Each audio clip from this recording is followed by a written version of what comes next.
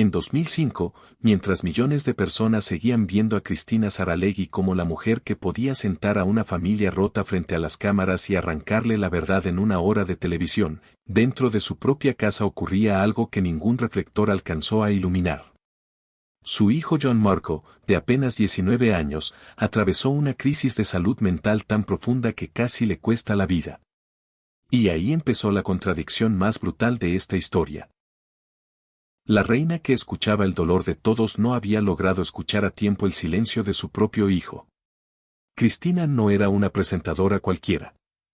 Era la mujer cubana que había llegado a Miami después del exilio, que había conquistado revistas, que en 1989 levantó el show de Cristina y que durante 21 años se convirtió en una especie de confesionario nacional para millones de hispanos. 12 premios Emmy, estudios propios en Doral, cámaras, aplausos, contratos, anunciantes, lágrimas. Todo parecía demostrar que había ganado, pero detrás de esa victoria había una pregunta venenosa: ¿cuánto dolor ajeno se puede convertir en espectáculo antes de que el dolor toque tu propia puerta?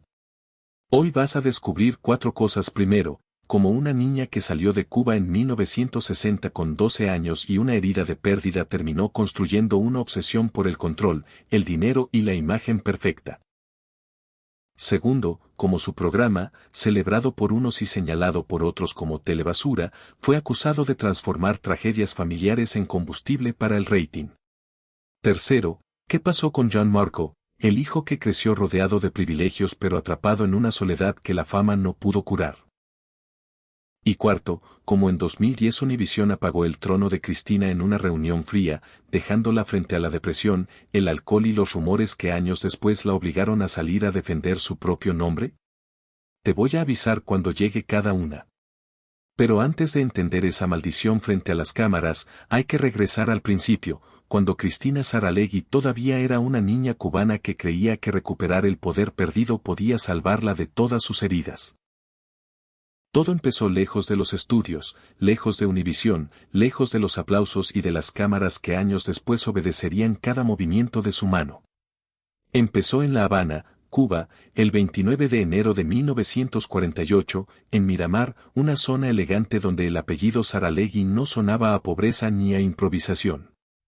Sonaba a papel impreso, a oficinas, a influencia, a una familia vinculada al mundo editorial, cuando todavía Cuba parecía un país donde el futuro podía planearse con calma.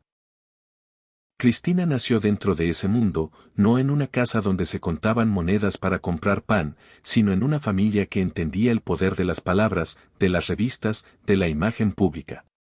Y eso es importante, porque antes de que Cristina aprendiera a dominar una cámara, aprendió algo más profundo: quien controla el relato controla la forma en que los demás te miran. Pero en 1960, cuando ella tenía apenas 12 años, todo se quebró. La revolución cambió el mapa de su vida. Lo que parecía estable dejó de serlo. La familia tuvo que salir de Cuba y llegar a Miami como tantos exiliados que cargaban maletas llenas de ropa, documentos y orgullo herido. Imagina a una niña de 12 años dejando atrás la casa, las calles, los apellidos conocidos, la sensación de pertenecer a un lugar. A esa edad uno no entiende de política, pero sí entiende cuando los adultos hablan en voz baja, cuando una madre dobla la ropa demasiado rápido, cuando un padre mira hacia atrás sabiendo que quizá nunca volverá. Cristina llegó a Estados Unidos con una herida invisible. No era hambre, no era abandono, no era una infancia miserable, era algo distinto: la sensación brutal de haberlo tenido todo y perderlo de golpe. Y esa clase de pérdida puede convertirse en veneno si nadie la nombra. En Miami, rodeada de otros cubanos que también habían dejado una vida atrás, Cristina empezó a construir una idea que la acompañaría durante décadas: nunca más volver a sentirse despojada. Nunca más depender de la voluntad de otros. Nunca más perder el lugar que creía suyo. Piensa en eso un momento. La mujer que más tarde sentaría a desconocidos frente a una cámara para preguntarles por sus secretos venía de una familia marcada por el secreto más grande de todos. El de la pérdida que se disfraza de fortaleza. En 1973 entró como practicante en la revista Vanidades. No llegó como estrella. Llegó como alguien que tenía que demostrar que podía escribir, mandar, editar, entender a una audiencia y hablarle en su propio idioma. Aunque su educación en Cuba había sido principalmente en inglés, se obligó a perfeccionar su español escrito. No lo hizo por romanticismo. Lo hizo porque entendió que el idioma era una llave. Y Cristina siempre quiso tener las llaves. 6 años después, en 1979, ya estaba sentada en una silla que muchos habrían tardado toda una vida en alcanzar, directora de Cosmopolitan en español. Ahí empezó a entrenar el músculo que después la haría temida y admirada, decidir portadas, elegir titulares, entender qué vende, qué escandaliza, qué emociona. ¿Qué hace que una mujer compre una revista, la abra, la lea y sienta que alguien le está hablando directamente al oído? Pero el papel se le quedó pequeño. Cristina no quería solo páginas, quería voz, quería rostro, quería presencia. Y en 1989 llegó el salto que lo cambió todo, el show de Cristina. Univisión le dio una pantalla, y ella la convirtió en trono. Durante 21 años, millones de hispanos la vieron como consejera, juez, amiga, madre simbólica, confesora. Ganó 12 premios Emmy. Su nombre cruzó fronteras. La llamaron la ópera latina. Y cuando abrió Blue Dolphin Studios en Doral, un complejo de 37.519 pies cuadrados con 3 estudios de sonido, parecía que la niña del exilio finalmente había reconstruido su reino. Pero aquí viene lo que casi siempre se pierde detrás de los premios. Mientras la figura pública crecía, la vida privada empezaba a llenarse de grietas. Su primer matrimonio con Tony Menéndez, el padre de su hija Cristina Amalia, Titi, duró 7 años y terminó en 1983. La historia no fue solo una separación, fue la primera señal de que la ambición de Cristina ocupaba demasiado espacio en la casa. Había reuniones, llamadas, cierres de edición, grabaciones, proyectos.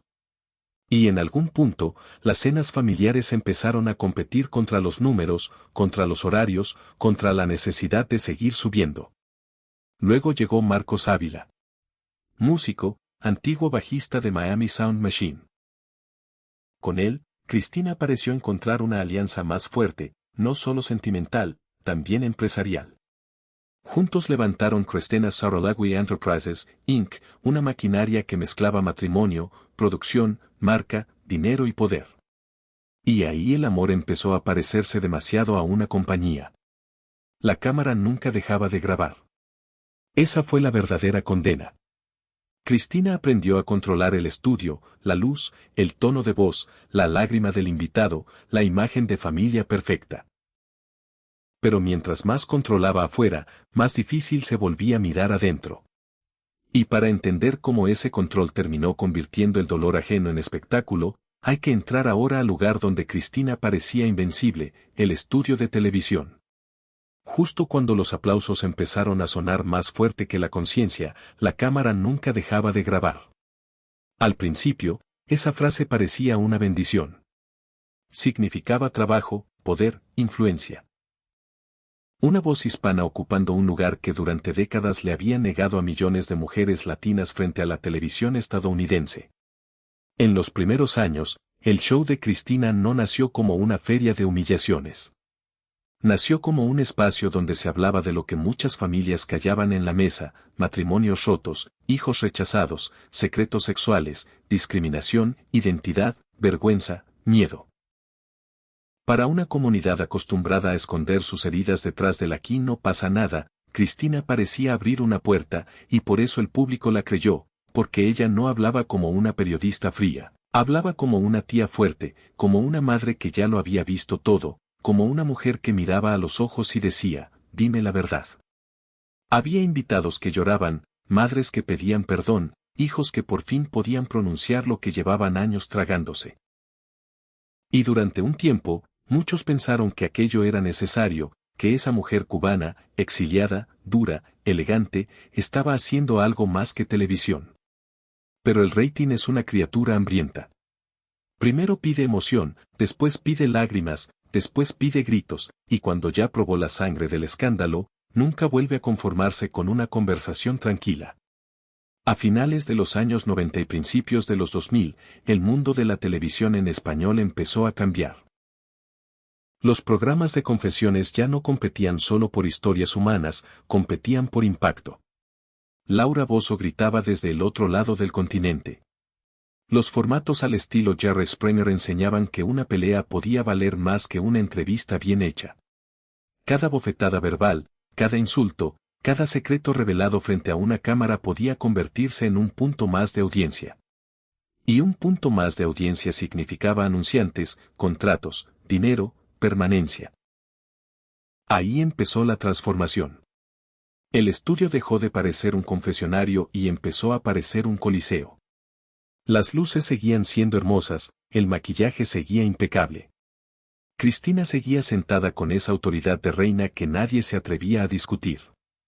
Pero debajo de todo eso, algo se estaba pudriendo.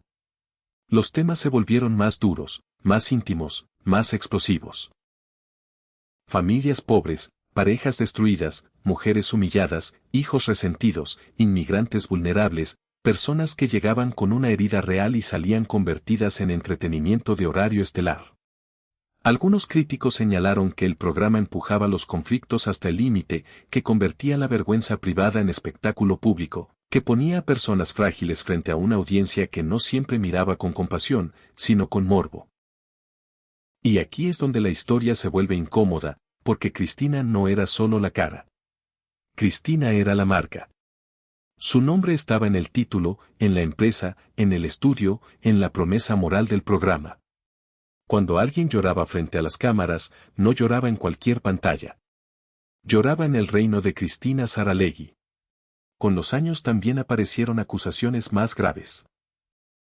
Se dijo que algunos casos podían estar exagerados, preparados, incluso interpretados por personas que no eran exactamente lo que decían ser. Cristina lo negó con fuerza. Defendió la autenticidad de su programa. Insistió en que las historias, por extrañas que parecieran, eran reales. Y tal vez muchas lo fueron. Pero el problema no era solo si una historia era real o no. El problema era otro más profundo. ¿Qué hace una industria cuando descubre que el sufrimiento vende mejor que la alegría? Piensa en eso un momento. Una madre llegaba al estudio con la vida hecha pedazos. Un hijo confesaba un secreto que jamás se habría dicho en casa. Una pareja se destruía frente a desconocidos. El público aplaudía, se sorprendía, juzgaba, comentaba. Luego venía la pausa comercial. Champú, comida, teléfonos, autos, bancos. El dolor se interrumpía para vender productos. Después regresaba la lágrima. Después otro grito. Después otro corte. La cámara nunca dejaba de grabar. Ese fue el veneno original. No un solo episodio. No una sola acusación. No una sola noche de escándalo. Fue la costumbre de creer que el dolor ajeno podía organizarse, iluminarse, editarse y venderse como si fuera una mercancía más. Y mientras ese sistema crecía, mientras Blue Dolphin Studios consumía dinero, mientras Univision exigía resultados y la competencia apretaba desde todos los lados, Cristina tuvo que alimentar a la bestia que ella misma había ayudado a crear. Lo más cruel es que, desde afuera, todo parecía éxito. La reina seguía reinando, los premios seguían llegando, el público seguía mirando. Pero dentro de esa maquinaria había una contradicción imposible de sostener. Una mujer que se presentaba como guía emocional de millones estaba viviendo cada vez más lejos de las emociones de su propia casa. Porque cuando una persona se acostumbra a ver el dolor como contenido, corre el riesgo de no reconocerlo cuando aparece sin luces, sin música, sin productor, sin aplausos. Y mientras Cristina escuchaba confesiones ajenas bajo los reflectores, en su hogar crecía un silencio mucho más peligroso, un silencio con nombre propio, John Marco. John Marco nació en 1986, justo cuando el imperio de Cristina Saralegui estaba a punto de encender sus motores más grandes. Piensa en eso un momento. Ese niño llegó al mundo antes de que el show de Cristina se convirtiera en confesionario nacional, antes de que los 12 Emmy brillaran en las vitrinas, Antes de que Blue Dolphin Studios se levantara en Doral como una fortaleza de 37.519 pies cuadrados. Nació antes del trono, pero creció dentro del palacio. Y crecer dentro de un palacio no siempre significa estar protegido. Desde afuera, la familia parecía tenerlo todo. Una madre famosa, un padre ligado al mundo de la música y los negocios, estudios propios, dinero, reconocimiento, invitaciones, cámaras, seguridad, puertas que se abrían con solo decir el apellido Saralegui. Para cualquier persona mirando desde lejos, John Marco era un muchacho privilegiado, el hijo de la mujer que millones de hispanos escuchaban como si fuera una consejera, una jueza, una madre pública. Pero hay una forma de abandono que no se ve en las fotografías. No es una casa vacía, no es falta de comida, no es ropa vieja ni cuentas sin pagar. Es algo más silencioso. Es crecer en habitaciones grandes donde nadie se sienta de verdad a preguntarte qué está pasando dentro de ti. Es tener regalos, viajes, comodidades, pero no tener una conversación larga en la mesa. Es ver a tu madre abrazar a desconocidos frente a las cámaras mientras tú aprendes a guardar lo que sientes porque en casa todos están demasiado ocupados. Manteniendo la imagen perfecta. La cámara nunca dejaba de grabar, pero en la casa de Cristina había silencios que nadie estaba filmando. Mientras ella llegaba a los estudios, revisaba temas, hablaba con productores, defendía ratings, cuidaba contratos y convertía cada programa en otro ladrillo de su imperio, John Marco crecía en medio de una presión invisible. No era cualquier hijo, era el hijo de Cristina Saralegui, y eso también pesa, porque cuando tu madre es vista como la mujer que entiende el dolor de todos, ¿cómo le dices que no está viendo el tuyo? El problema se volvió más profundo porque la salud mental, durante años, fue una palabra incómoda en muchas familias latinas. Se hablaba de nervios, de carácter, de rebeldía, de cosas de la edad. Se decía, se le va a pasar. Se decía, no hagas escándalo. Se decía, no digas eso afuera. Y en una familia pública, donde cada grieta podía convertirse en titular, el instinto de proteger la imagen podía ser más fuerte que la necesidad de mirar la herida. John Marco padecía un trastorno bipolar, una condición seria, real, médica, no una exageración, no una debilidad, no un capricho. Una enfermedad que puede alterar los estados de ánimo de manera brutal, llevar a una persona de momentos de energía desbordada a caídas profundas donde todo parece apagarse. Pero cuando nadie entiende a tiempo lo que está ocurriendo, la persona afectada puede sentirse atrapada dentro de su propia mente, como si viviera en una casa donde las luces se prenden y se apagan sin permiso. Y en 2005, cuando tenía apenas 19 años, esa oscuridad llegó a un punto límite. No hace falta convertir ese episodio en espectáculo, no hace falta describirlo con morbo, porque precisamente esta historia trata de eso, de lo peligroso que es mirar el dolor humano como si fuera una escena para vender. Basta decir que John Marco atravesó una crisis tan grave que su vida quedó al borde de perderse, y cuando la noticia golpeó a Cristina, el mundo que ella había construido con tanta precisión se agrietó de una manera que ningún productor podía editar.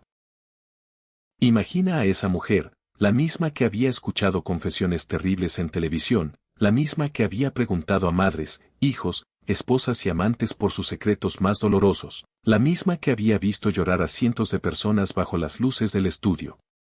De pronto, el dolor ya no estaba del otro lado de la cámara, estaba en su casa. Tenía el rostro de su hijo, tenía 19 años, y no venía con aplausos, ni con pausa comercial, ni con música dramática al final. Después llegó el tratamiento, llegaron los médicos, llegaron los días largos, los diagnósticos, las decisiones difíciles.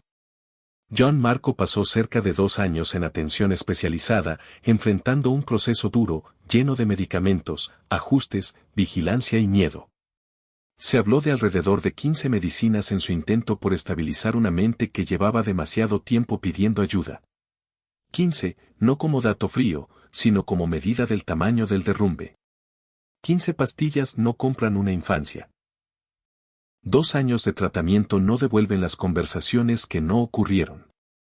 Ningún estudio de televisión, por grande que sea, puede reemplazar el momento exacto en que un hijo necesitaba ser visto antes de romperse.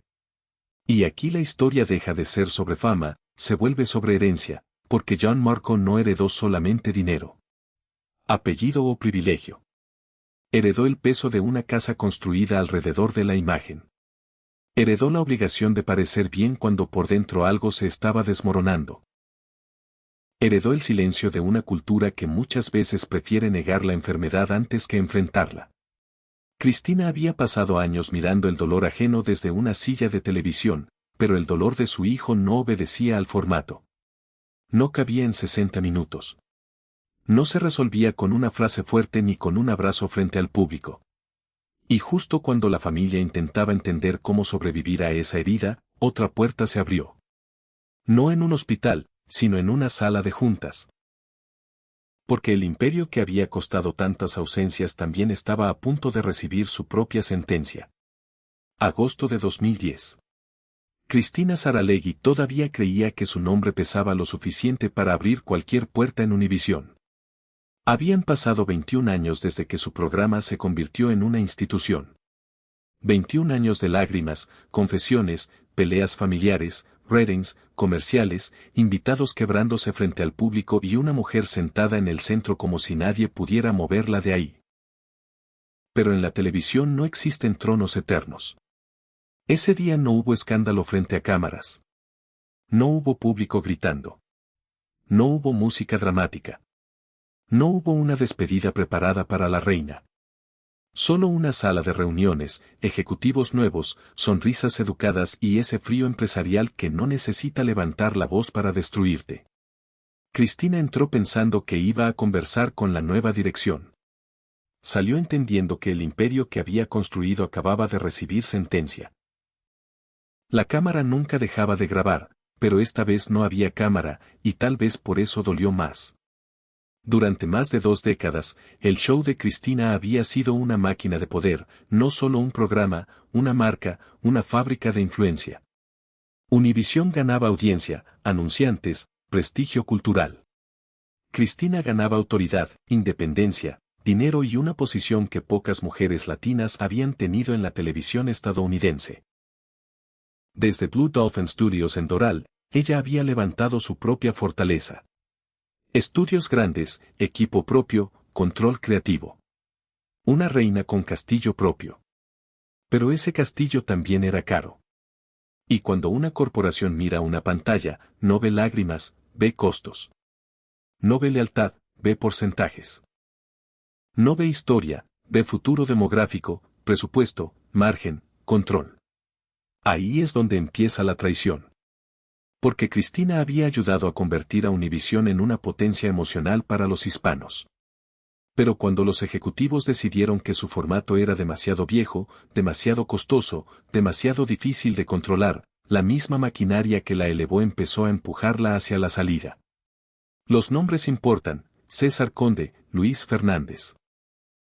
Nuevas caras en la cúpula, nuevas estrategias, nuevas prioridades. Y frente a ellos Cristina ya no era solo la gran figura de la cadena, era un problema caro. Una conductora poderosa, independiente, con estudios propios, con voz propia, con una audiencia fiel, pero también con una fórmula que empezaba a parecerle antigua a una industria obsesionada con juventud y reducción de gastos. Piensa en eso un momento. La mujer que durante años había decidido quién hablaba, quién lloraba, quién confesaba y quién quedaba expuesto. Ahora estaba sentada frente a hombres que decidían su final con frases administrativas. No le quitaron solo un programa, le quitaron el centro de su identidad. Cristina había aprendido desde niña que perderlo todo era una posibilidad real. Ya le había pasado en Cuba cuando su familia salió dejando atrás una vida completa. Por eso construyó, por eso controló, por eso convirtió el trabajo en muralla. Y ahora, décadas después, otra vez alguien más le decía que debía irse. Otra vez el poder cambiaba de manos, otra vez la sacaban de un territorio que ella creía suyo. Claro, hubo intentos de volver. En 2011, Telemundo le abrió una puerta con Palante con Cristina. Sobre el papel, parecía la revancha perfecta. La reina expulsada cruzando al reino enemigo para demostrar que todavía podía mandar. Pero el público ya no era el mismo. La industria ya no era la misma. El formato había perdido fuerza, el costo era alto, el rating no respondió como antes. Y la revancha que debía restaurar su orgullo terminó convirtiéndose en otra herida. 1 año. Eso duró el intento de resurrección. Después vino el silencio, la caída de los proyectos, la sensación de que el teléfono sonaba menos, la certeza cruel de que una industria que durante años la llamó indispensable podía reemplazarla sin temblar. Y luego, como símbolo final, Blue Dolphin Studios, aquella fortaleza de Doral que había representado independencia, dinero y poder, terminó en venta años después. El castillo también podía ponerse precio. Ahí está la ironía más fría de esta historia. Cristina sirvió durante años a una televisión que convertía el dolor en producto. Y cuando ella dejó de ser rentable, esa misma televisión la convirtió a ella en desecho. Pero lo peor no fue perder la pantalla. Lo peor fue que, mientras su hijo seguía cargando una herida profunda, ella quedaba atrapada en otra obsesión, entender cómo una reina podía despertar un día sin reino. Y cuando el poder se va, lo único que queda es lo que siempre estuvo debajo, la casa, el silencio, la culpa, el dolor real que ningún ejecutivo, ningún contrato y ningún aplauso podían esconder para siempre. La ironía más cruel no ocurrió en una oficina de Univisión.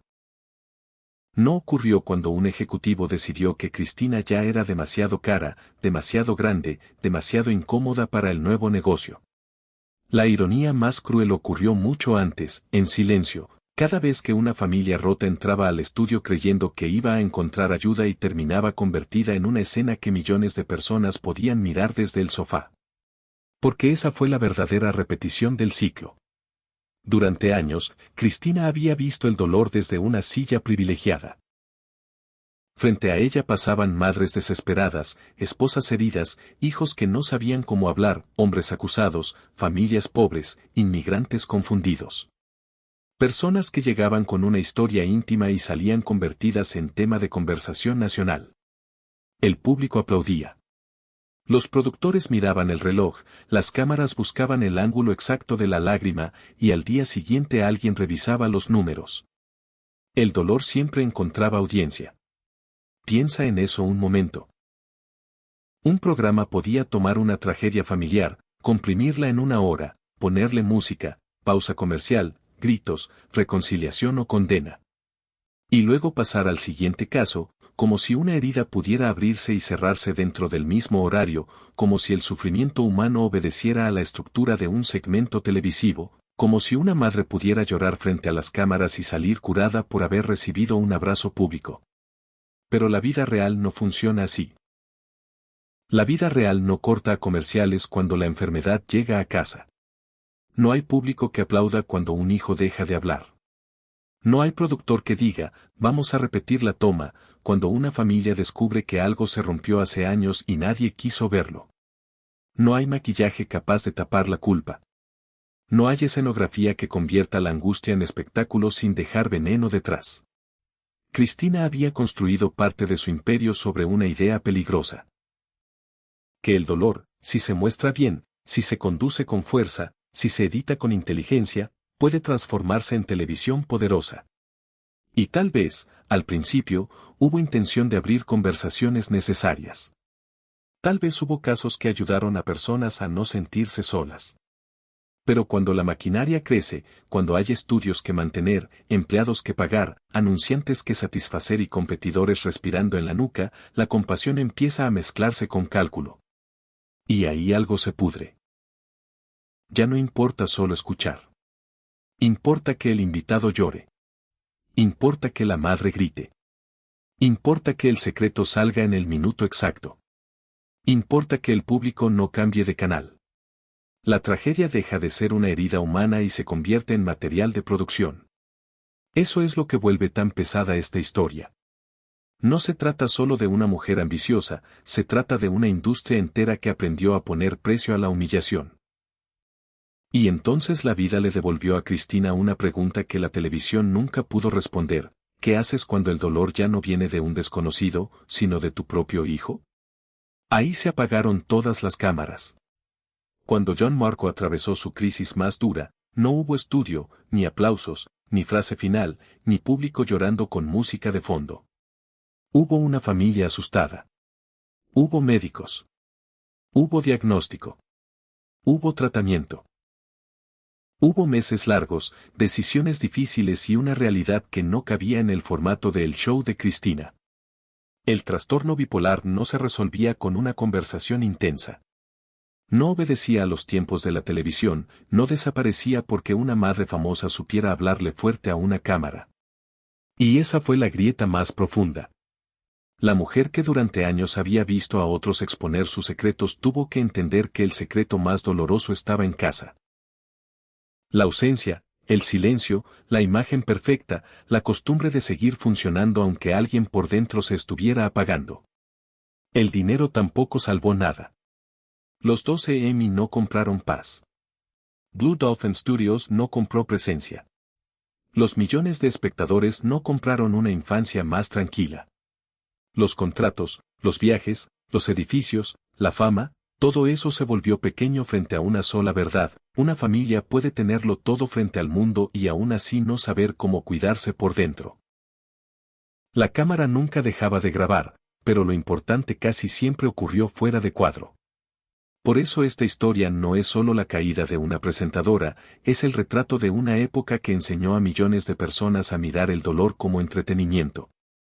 Primero fue en televisión abierta, después vendrían otros formatos, otras pantallas, otros nombres, pero la lógica ya estaba sembrada: mirar, juzgar, consumir, olvidar. Cristina no inventó esa cultura, pero fue uno de sus rostros más poderosos. Y cuando esa misma cultura se volvió contra ella, ya no tuvo control del relato, ya no podía decidir qué se mostraba y qué se ocultaba, ya no podía cerrar el programa con una frase firme y pasar al siguiente caso. El dolor real no obedecía al guión. Y cuando una reina pierde el control de su propio relato, empieza una caída más oscura.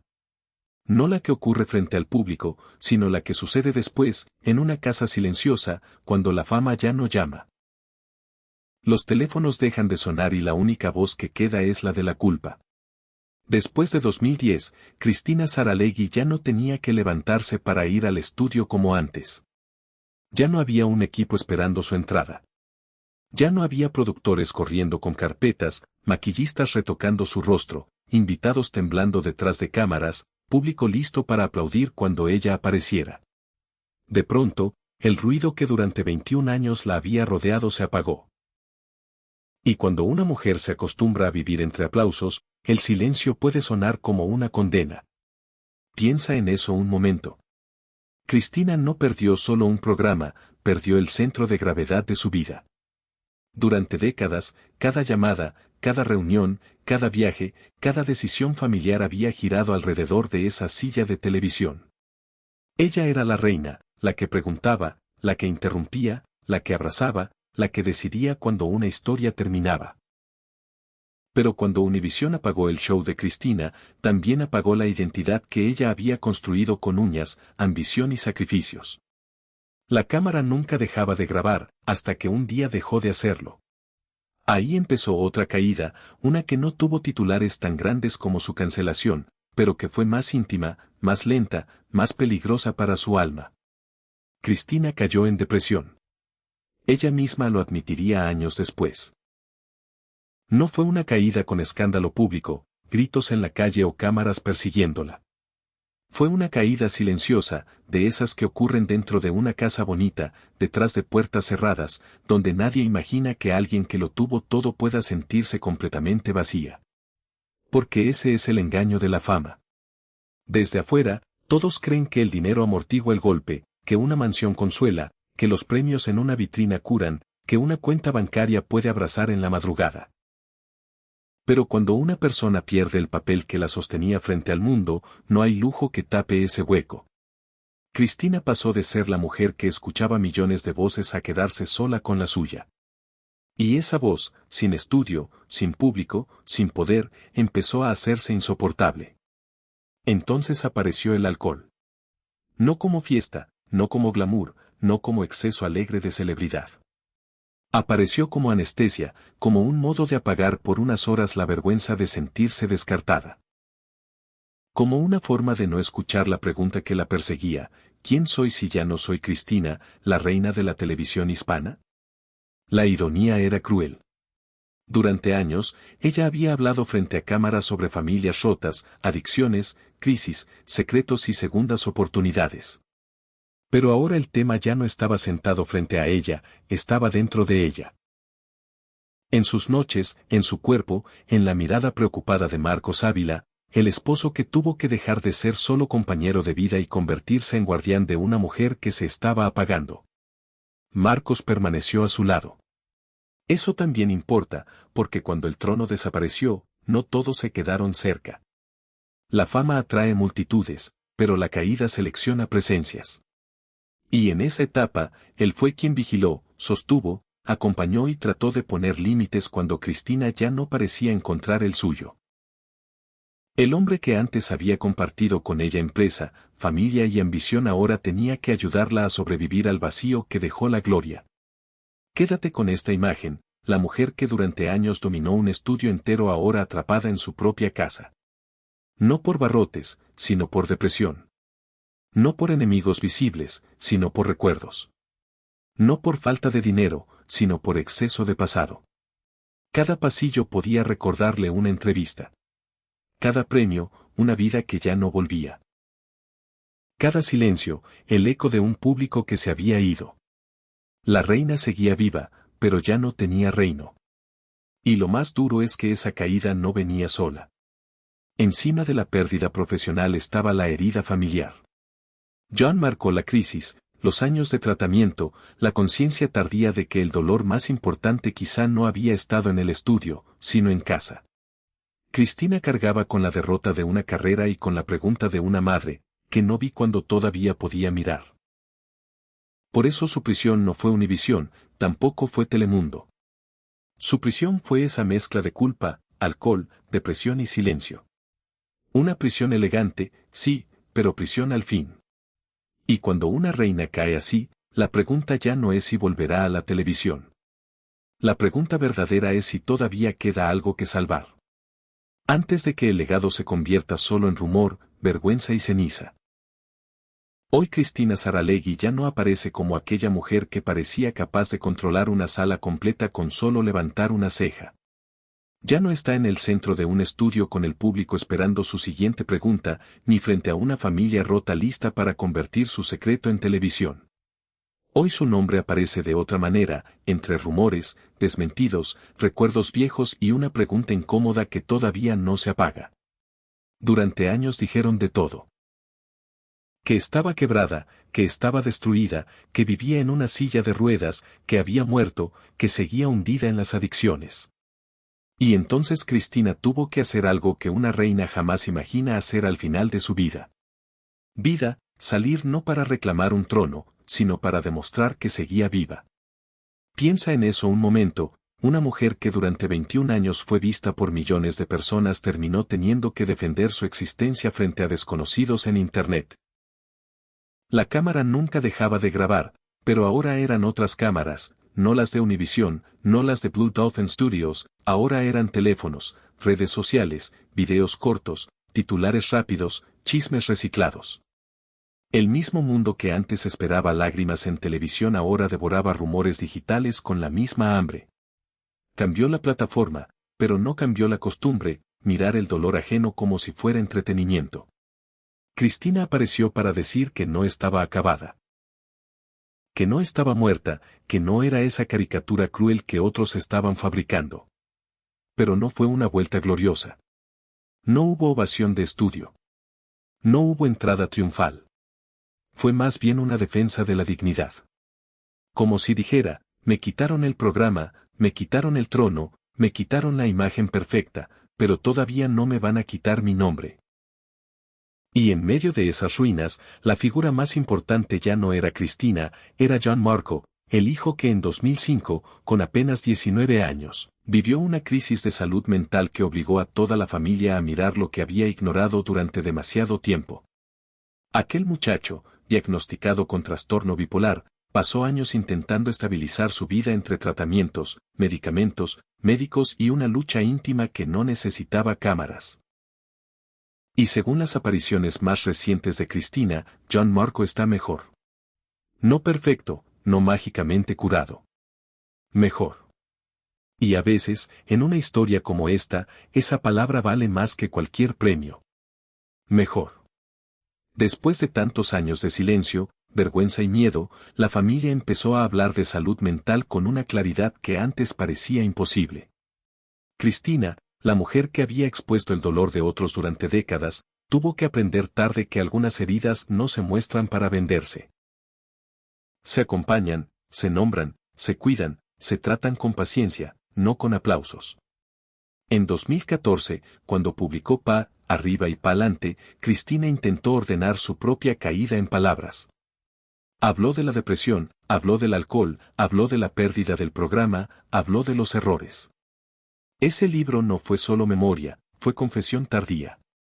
Fue una mujer tratando de explicar cómo alguien que lo tuvo todo pudo sentirse vacía cuando la pantalla se apagó.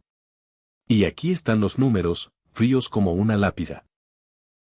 21 años de dominio televisivo, 12 premios Emmy, millones de espectadores, un hijo marcado por una crisis profunda, cerca de 2 años de tratamiento, un programa terminado en 2010 por decisión corporativa, una fortaleza endoral puesta en venta años después.